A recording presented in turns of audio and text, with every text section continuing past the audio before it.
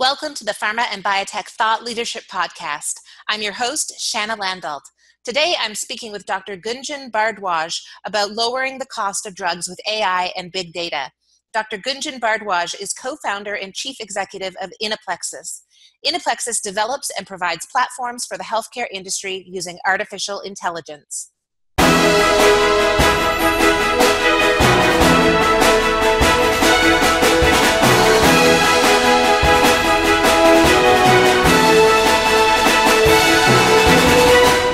So Gunjan, thank you so much for being with us here today. Thanks, Shanna. The pleasure is mine. Let's start off first with, why did you start Inaplexis?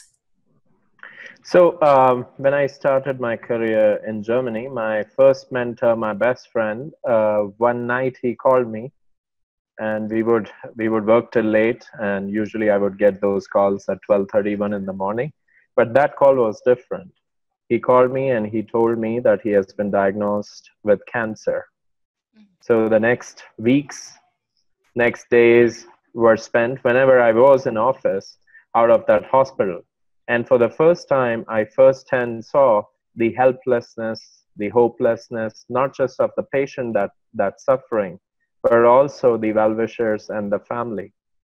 And there I thought, can there be a system that then you could throw everything related to your disease, your diagnosis, and that machine could tell you, where are the studies taking place? Are there alternative therapies?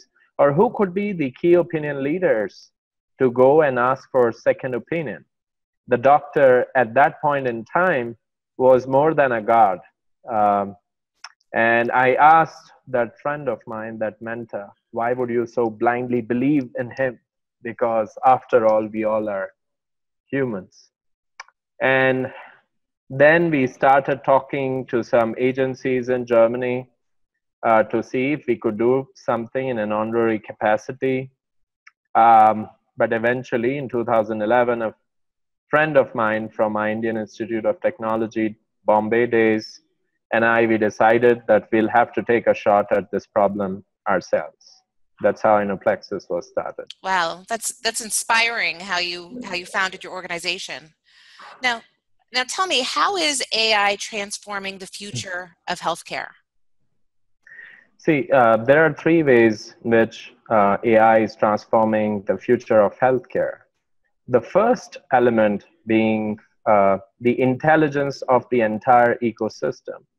Earlier, you would look at data providers manually annotating, curating data, providing this data at an extremely expensive price point. And usually only the big pharmas could afford that. In today's time, using AI, you can parse in gigabytes and terabytes of data, crawl them in real time, annotate them in real time, and provide that intelligence not just to a big pharma company, but also a biotech based out of Stolberg Valley in Germany, a biotech in China or in India, not just a Sloan Kettering or MD Anderson, but also a small hospital wherein somebody's mentor, best friend, or relative is being treated. And of course, also to investors who are looking at investing their capital in companies. So this is one, automating the entire annotation process.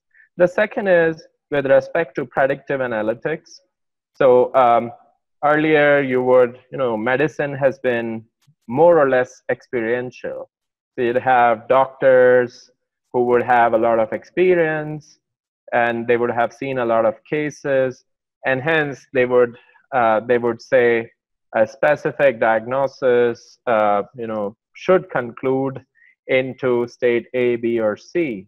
Now with AI, you can have all these cases, all this intelligence being used in real time to predict what the future could look like.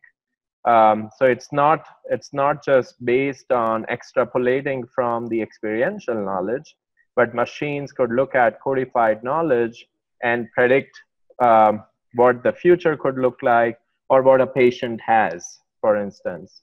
The third and the last important value driver is what we call the third wave of AI. So the next generation AI is about systems that would not just optimize or would deploy machine learning that systems can learn to predict, uh, but they would be an age of systems wherein the system itself would throw out hypotheses and validate them at the same time. So there is an element of reasoning in these systems. One specific use case could be, imagine you have a sick fund data, claims data. You have longitudinal data of patients that have different ailments, what therapies they were administered to, etc. If you were to test this data, this little universe, uh, on certain hypotheses, could there be a system that throws out hypotheses from scientific literature, parsing all of the extant science and clinical data, throw out hypotheses which you could test and validate using this smaller subset of the universe? And that's the third wave of AI. And that would open the realm of discovery, innovation, because you are not restricted. You will not propose hypotheses that are limited. Your little stories, but you would, using these systems, have large permutations and combinations of these hypotheses that are thrown and are validated at the same time. Wow, that's exciting. Now, tell me, how can pharmaceutical companies leverage AI and big data to reduce the cost of drug development, thereby reducing customer prices? Again, I would say in three ways. The first way would be looking at what's out there in the universe. So can you in real time scan the competitive landscape, research that's already taking place, and see how relevant your research work is to what's happening outside? This could be done not just with the data that's published, but also unpublished research. This entire science, or the process of science, we all know when you fund publicly or privately basic research, say discovery and the preclinical research, there are a lot of experiments, more experiments that fail than what are successful. Have you ever heard people sharing information related to failed experiments? No, it doesn't happen. So you would have 3 or 4 or 5 universities being funded in one region of the world, everybody working on a similar theme and all making the same mistakes, but not sharing that information. So there are redundancies in the innovation system. Successful experiments, the data still resides in these research centers. It's never shared because everybody wants to wait for those 18 to 24 months of peer review process till their results are published in a high impact factor journal. Those 18 to 24 months, which is a blind spot in science, in the end is added to the time 5 to 8 years that you typically take in preclinical and discovery phase of a drug. So this is one. Can you know in real time what's the relevance of your work? What are others doing that you don't have redundancies in the fuzzy front end of the innovation process itself? The second is analytics. So could you have all your data, different kinds of data, experimental data, metadata related to R&D programs, as well as external data analyzed in real time? All of this data is just separate, it's all over the place. Can you bring it all of this together and analyze? And the third bit I would say is all about predictive analytics. Can you use deep learning, machine learning, or different AI approaches to predict what could be the most probable biomarker? What would be the most probable drug candidates? can you repurpose your older drug candidates that are lying in the graves of your stage gate process, which farmers call decision points, and test against the extant research today?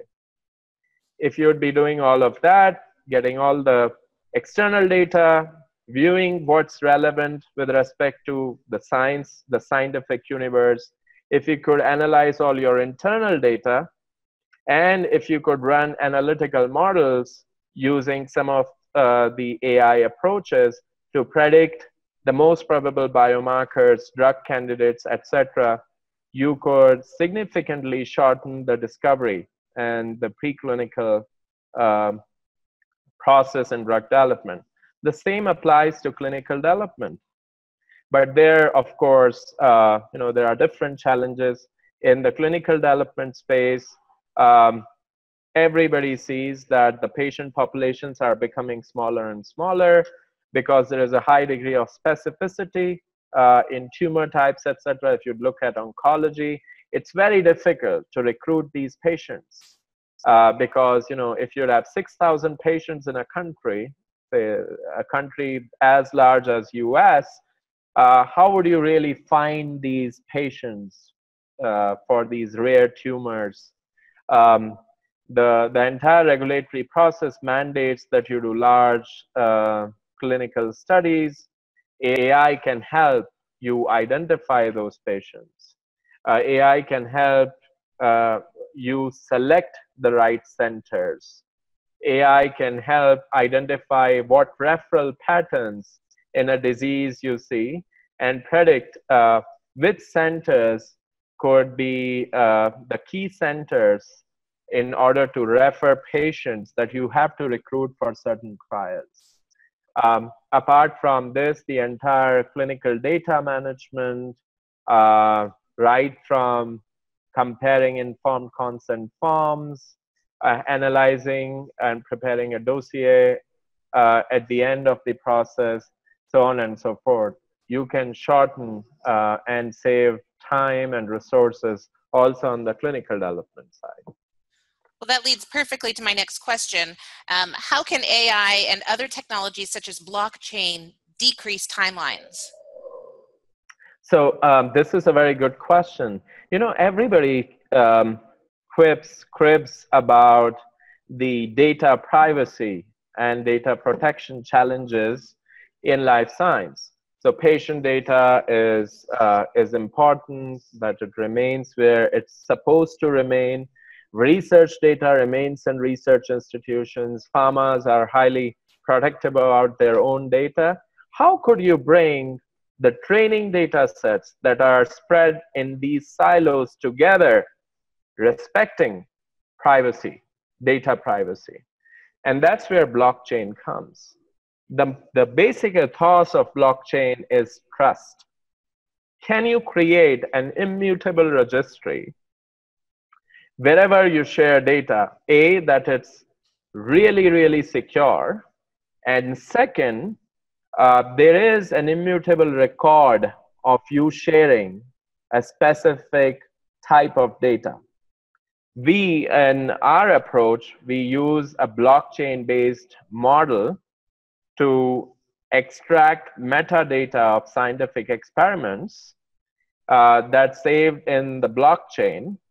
So everybody knows that this data related to a specific experiment belongs to an author A. So your IP, intellectual property rights, are protected. Everybody can search that. And if somebody is interested in having that data, the request is sent and there is a transaction recorded again in the blockchain. So you build trust using a system that uses blockchain, and of course, this generic AI platform that brings in all the data in a huge knowledge graph, automating the annotation process. And because there is trust, the incentives are great for people to share their training data. Some people call it artificial general intelligence, because apart from fighting for, getting the boundaries down, getting the walls down, You could have pipes built of blockchain between these different walls, wherein the training data can come and be trained in artificial intelligence powered analytics engine to provide intelligence to all the stakeholders in an ecosystem. So it could be about knowing what assays, what biomarkers would be the real probable biomarkers for specific diseases. This approach could be used in precision medicine. This approach could be used for doing large clinical trials, real world clinical trials, so on and so forth. There are lots of use cases that AI and blockchain make real. I think when you're looking at timelines, one of the biggest differences is that your data and your information is in real time. It's not months or years later. Right. Absolutely. And it's all about real time. You have so many publications coming in. You know, we all talk about the 5 V's of big data. We rather use the expression deep, dense, and diverse universe of information. The end of the day, it's a complex system. You have different parts of the system interacting together to create an emergent behavior. We can't just look at clinical data. We can't just look at preclinical data. You have to look at what are patients talking about in patient forums. You have to talk about this real world data. You have to talk about patient records. You have to consider clinical data, scientific data, what's being presented in scientific congresses, experimental data, sitting in research institutions, grants, what are people talking about various drugs in news blogs, what are analysts commenting about specific drugs launched in the marketplace, what are regulators thinking.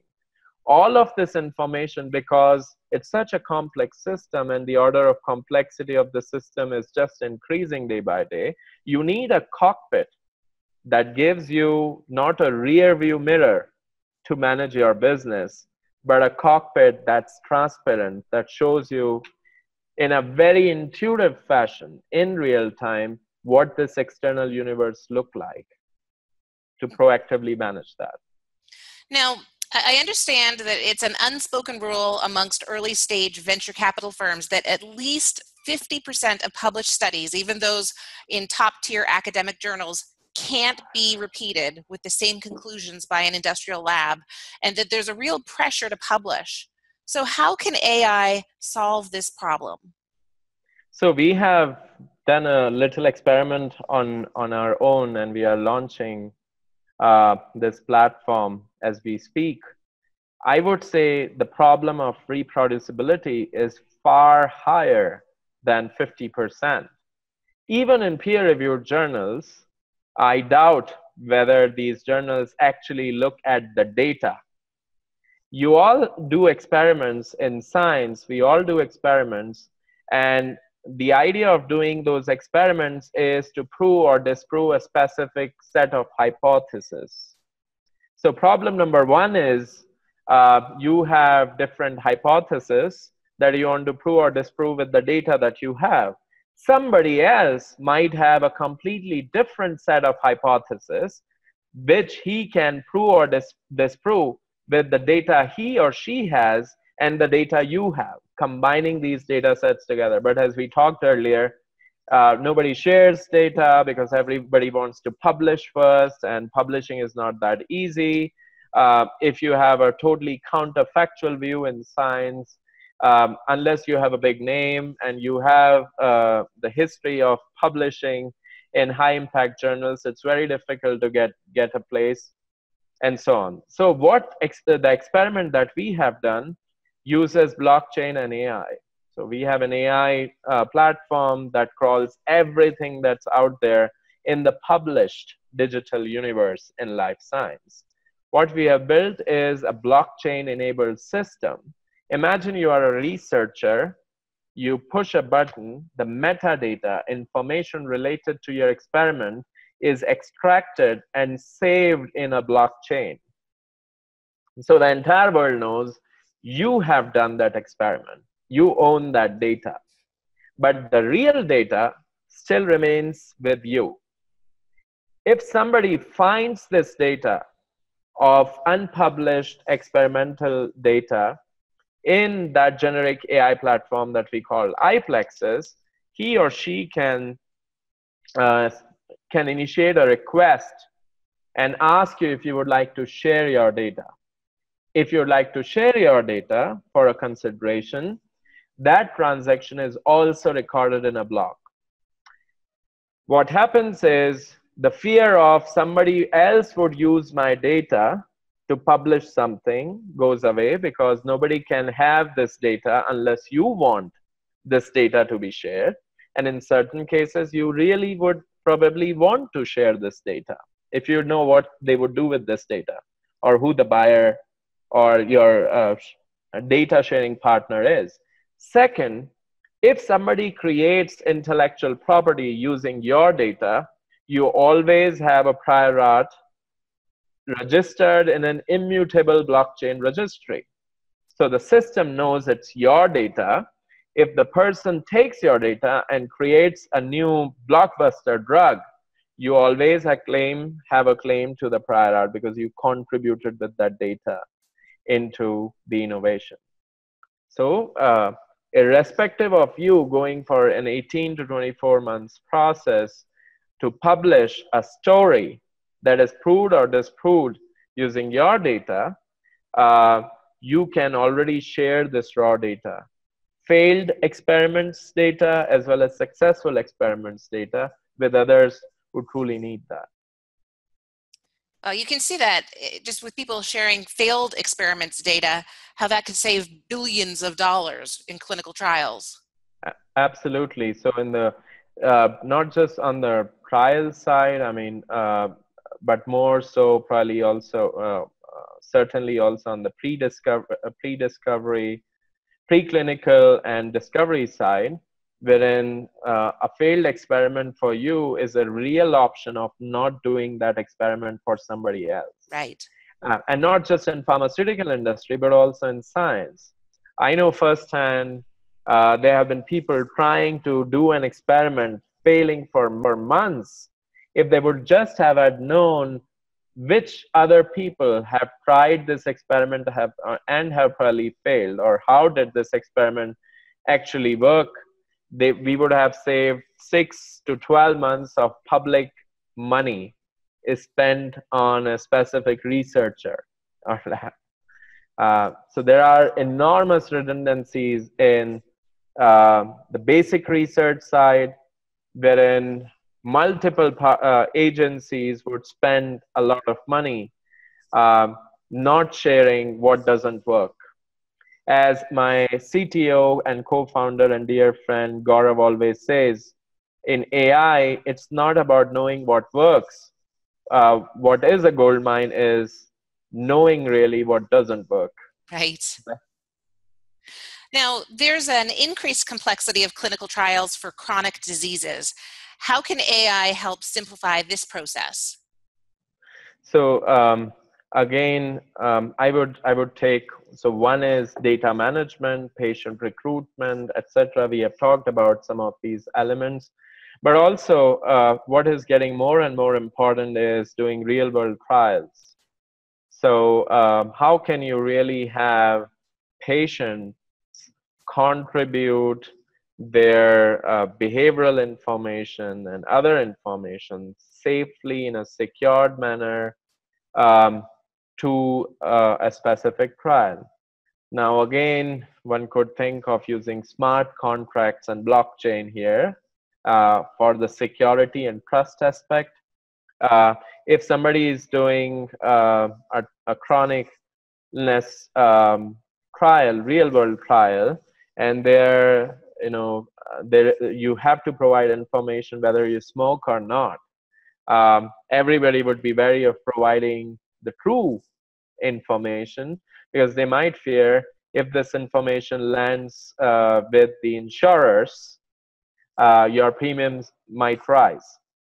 So if you could create a secure way using blockchain, as I talked about, or may even incentivize the person who is contributing data, his or her own data, to a specific trial using a smart contract, saying if this drug becomes successful, you would partake on the upside because you're taking part in this trial.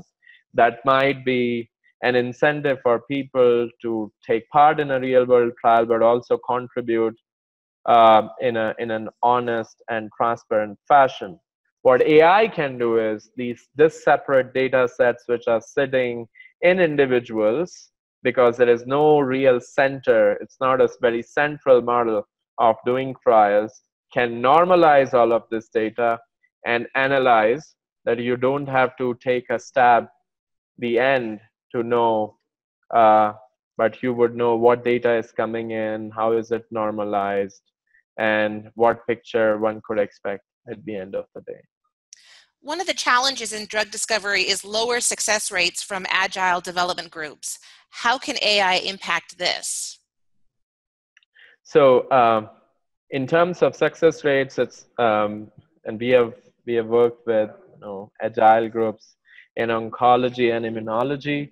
I think three things again. One is having a real-time view of what's happening in the outside world, that you don't do the same mistakes that people have tried and haven't worked, or if a competition or some other targets are getting more and more hard, you maybe change your direction and look at something else. So having a real-time cockpit and not rear view mirrors to what has happened in the past. Number two, looking at all the data that you have and having the ability to analyze that data in real time.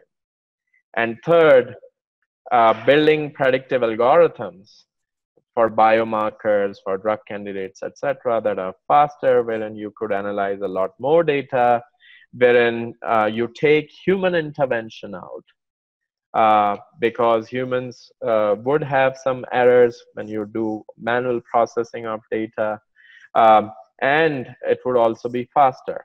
So in these three ways, one could leverage AI and AI-powered systems. It's been really exciting to have you on the show today. I listen to you, and what I hear is the future of healthcare. Absolutely. I think the future is very bright. And together with AI and blockchain, instead of cursing what cannot be changed, I think the world is looking at what can be done.